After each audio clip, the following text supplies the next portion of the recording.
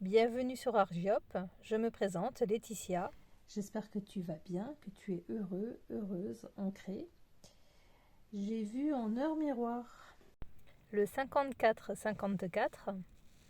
Je suis allée voir le 54e livre de ma bibliothèque. Ce livre, je l'ai trouvé dans une boîte à livres. C'est un livre de François Brune, Les morts nous parlent. L'histoire d'Ina Lupino qui nous met en scène un phénomène troublant parce qu'il touche deux zones fragiles. Donc le décès, la perte et la communication impossible. Donc l'apparition d'un message d'un défunt, par téléphone en plus, avec un média qui est lié au lien direct, donc frappe parce qu'elle survint dans un moment de crise, une maison détruite, des papiers perdus, une famille en danger. Le message téléphonique apporte une solution précise, résout un problème matériel et arrive sous la forme d'un appel, d'une voix, de quelqu'un qui ne se rend pas compte qu'il n'est plus là. Donc psychologiquement, on dirait que ici, la psyché cherche à maintenir un lien d'amour et de sécurité. Donc voici pour le côté psycho. Symboliquement, en fait, c'est l'archétype du père guide qui protège, même après la mort. Ce petit récit souligne la peur d'être prise pour un fou, l'importance qu'il y a d'avoir un témoin dans ce type de situation, la rareté relative à ce phénomène, et que certains morts semblent ne pas se reconnaître comme tels, qu'ils agissent comme s'ils étaient toujours vivants. Et ce dernier point fait écho à une question très ancienne, qu'est-ce que la conscience après la mort ? Sur ce, je vais faire un petit tirage tout petit, puisqu'il s'agit ici de la lecture que d'une page, en 3 questions. La question de la compréhension, la question de l'acceptation et la question de la pacification. Allez, c'est parti. J'ai déjà battu mes cartes, autrement. Donc, compréhension d'abord, ce que tu dois voir, comprendre, éclairer, le sens profond de la situation, la carte de l'émotion, la carte du vécu. Donc, quel est le message, quelle est la compréhension qu'il y a? Qu'est-ce que je dois comprendre? Qu'est-ce que je dois voir? Qu'est-ce qu'il doit m'éclairer pour ne plus rester dans le flou? Voici l'impératrice accompagnée du 2 de coupe. Les mots-clés de l'impératrice sont tout ce qui touche à la maternité, à la fertilité. Les mots-clés du 2 de coupe, c'est tout ce qui concerne la rencontre. Que veut nous dire François Brune? Que veulent nous dire les morts? Qu'est-ce que je dois comprendre? Que dois-je comprendre, voir, éclairer pour ne plus rester dans le flou? Nous avons la naissance avec la rencontre. Est-ce que c'est tout simplement la naissance de l'acceptation, la naissance de changer son point de vue, la naissance, c'est beau ça, tu nais à la conviction que, comme notre planète, c'est connu, c'est banal, mais si tout se renouvelle sur cette terre, pourquoi est-ce que nous également ne renaissons pas, nous ne revenons pas? Que dois-je comprendre, voir le sens profond de la situation, le sens profond de l'enseignement caché? Je ressens vraiment ces deux cartes comme l'acceptation d'une nouvelle croyance, l'acceptation que tes croyances ne sont pas forcément valables, et d'une rencontre avec la vérité, c'est peut-être fort, d'une rencontre avec une autre manière de voir les choses, une rencontre avec une autre culture, une rencontre avec une ouverture d'esprit, une rencontre avec l'ouverture et pourquoi pas, du questionnement, de l'interrogation, des recherches, fais tes propres recherches. De plus en plus de témoignages qui parlent de personnes qui reviennent avec la mémoire qu'ils avaient de leur ancienne vie. Personnellement, je sais qu'un jour, j'ai une de mes filles qui m'a dit « Mais maman, elle est où ma vraie maman? Pas toi ?» Et heureusement que j'ai ces croyances et cette ouverture, parce qu'autrement, je l'aurais vraiment très mal pris. Et ce message que vient t'apporter ici l'impératrice et le 2 de coupe. La naissance d'une nouvelle manière de voir la vie et la mort. Et non, tu ne les vois plus comme une fatalité, tu ne les vois plus comme quelque chose de tragique, tu ne les vois plus comme un deuil, mais comme une étape. L'acceptation, la carte de l'acceptation. Qu'as-tu besoin d'accueillir avec douceur pour arrêter de lutter? Alors c'est assez redondant les messages que je reçois actuellement.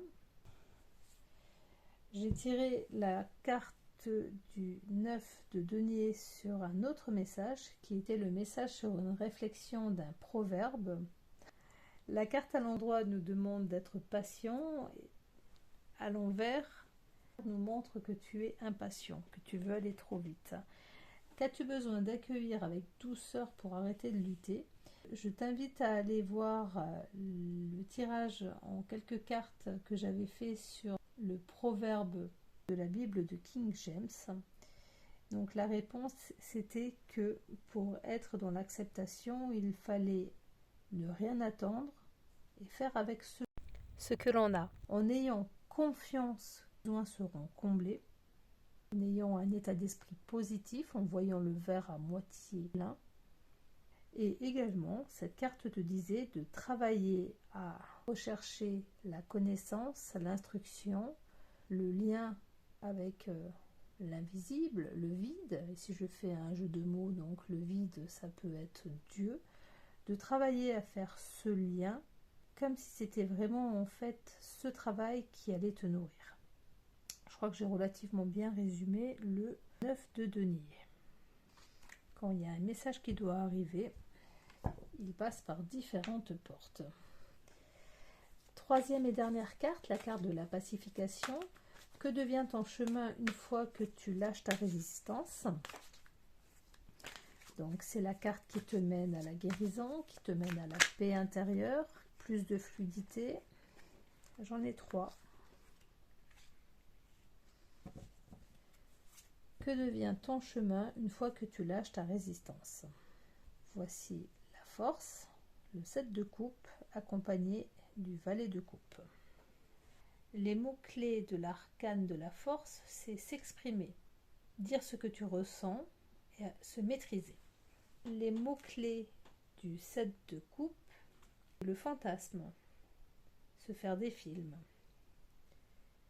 Les mots-clés du valet de coupe, page de coupe comme il est indiqué ici, c'est la voix du cœur, l'intuition. Donc on va essayer de faire une phrase avec 3 directions. Que devient ton chemin une fois que tu lâches ta résistance? Tu marches avec force, forcément.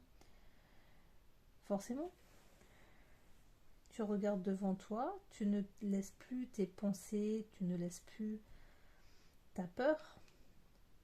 Tu n'as plus peur, tu es en force, tu es ancré. Tu crains des gains. Tu crains des gains, donc que devient ton chemin une fois que tu lâches ta résistance? Si tu crains des gains, tu avances et tu n'as plus de doute. Je te donnerai bien une image, mais elle n'est pas forcément très très jolie. Mais tu sais où tu vas. Il n'y a plus de doute, il n'y a plus d'hésitation, il n'y a plus de... Alors si je faisais de la numérologie, non, je vais faire de la tarologie, mais si je l'associais avec les signes du zodiaque...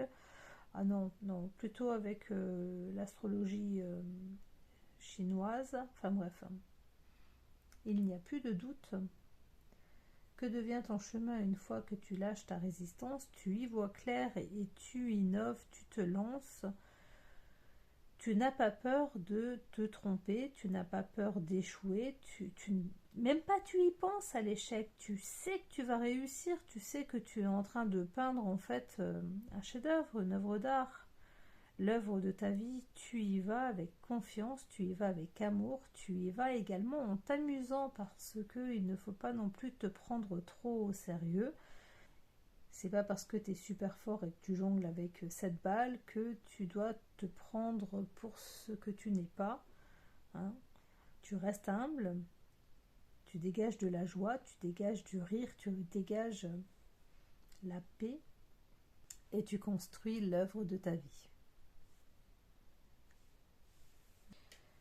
Voici pour ce petit tirage compréhension, acceptation, pacification. Il t'invite à te transformer, à rester lucide mais à être doux, à être ouvert, à ne plus avoir peur mais à avancer avec confiance. Et il te demande de laisser ton cœur redevenir le lieu tranquille où la paix peut s'installer. N'oublie pas d'inspirer. Expire.